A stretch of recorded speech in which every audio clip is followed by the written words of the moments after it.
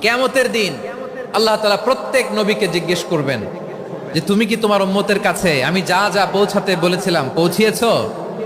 নবীরা বলবে আল্লাহ আমি পৌঁছিয়েছি।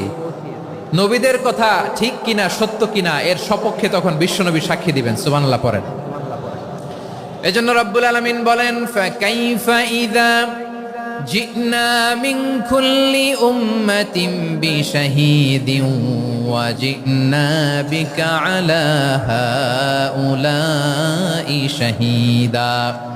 তখন কেমন হবে যখন প্রতিটি উম্মত থেকে আমি একজনকে সাক্ষ্য হিসেবে বের করে আনবো, আর তাদের উপরে নবী আমি আপনাকে সাক্ষ্য বানাবো। পড়েন সুবহানাল্লাহ।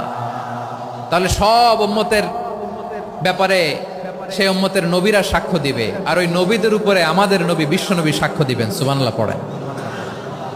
এজন্য বিশ্বনবী হচ্ছেন শাহিদ। শাহিদের আরেকটা ব্যাখ্যা হচ্ছে বিশ্বনবী সাল্লাল্লাহু আলাইহি ওয়াসাল্লাম আমাদের সাক্ষীর উপরে তিনি সাক্ষী দিবেন। তিনি নবীদেরও সাক্ষী, আবার আমাদের উপর উম্মতের উপরও সাক্ষী। সুবহানাল্লাহ পড়েন। রব্বুল আলামিন বলেন وَكَذَلِكَ جَعَلْنَاكُمْ أُمَّةً وَسَطًا لِتَكُونُوا شُهَدَاءَ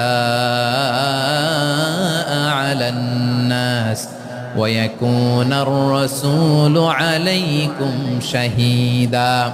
আর অনুরূপভাবে আমি তোমাদেরকে মধ্যমপন্থী উম্মত হিসেবে তৈরি করেছি, প্রেরণ করেছি। ব্যালেন্সড উম্মাহ, মধ্যমপন্থী উম্মাহ হিসেবে প্রেরণ করেছি, যাতে করে তোমরা সবার উপরে সাক্ষ্য দিতে পারো, আর যাতে তোমাদের নবী হতে পারে তোমাদের উপরে সাক্ষ্যদাতা। পড়েন সুবহানাল্লাহ।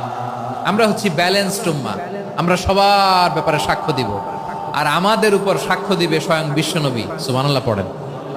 তাহলে আমাদের নবী নবীদের উপরও সাক্ষী, আমাদের উপরও সাক্ষী।